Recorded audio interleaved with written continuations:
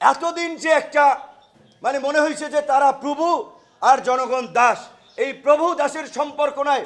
প্রত্যেকটি অ্যাম্বাসিতে একজন লেবার যাক আর একজন শিল্পপতি যাক, প্রত্যেকের জন্য একই ট্রিটমেন্ট হবে, একই বিহেভিয়ার হবে, প্রত্যেকের জন্য আপ্যায়নের ব্যবস্থা থাকতে হবে। একটা চা একটা বিস্কিট সবার জন্য আপ্যায়নের ব্যবস্থা থাকতে হবে। লেবার যাক আর যে যাক প্রত্যেককে স্যার বলে অ্যাড্রেস করবেন।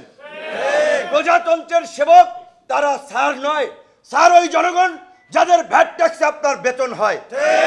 জনগণ আপনাদের চাকরি করে না, আপনারা জনগণের চাকরি করেন।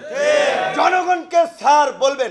এখন থেকে কোন সরকারি কর্মকর্তা কর্মচারীকে স্যার বলবেন না, সম্মান করে জনাব সাহেব বলতে পারেন। কোয়ালিটি সম্পন্ন আন্তর্জাতিক মানের still bar CSRM, committed for better still.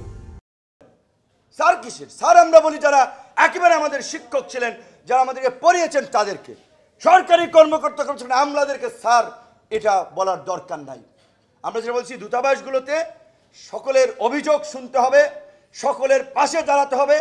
আজকে প্রবাসীরা যে অসহায়ের মতো ভিন দেশে যে জীবনযাপন করছে, ভয়ে অ্যাম্বাসি যেতে পারছে না, দালাল ধরে অ্যাম্বাসিতে যাওয়া লাগে। একটা পাসপোর্ট করার জন্য, পাসপোর্ট নবায়ন করার জন্য মাসের পর মাস ঘুরতে হয়, এর টাকা দিতে হয়, ওরে ধরতে হয়, ওর সুপারিশ নিতে হয়। এইগুলো এখন থেকে চলবে না। যে যেই দেশের দূতাবাস কনসুলেটের দায়িত্বে আছেন, নতুন করে আপনারা ব্যবস্থা পলিসি ঠিক করে ফেলেন। পরিবর্তন তো আসবে, কিন্তু যারা অলরেডি দায়িত্বে আছেন তারা ইতিমধ্যেই আমরা অনুরোধ করব আপনারা আপনাদের কার্যক্রম শুরু করে দিন।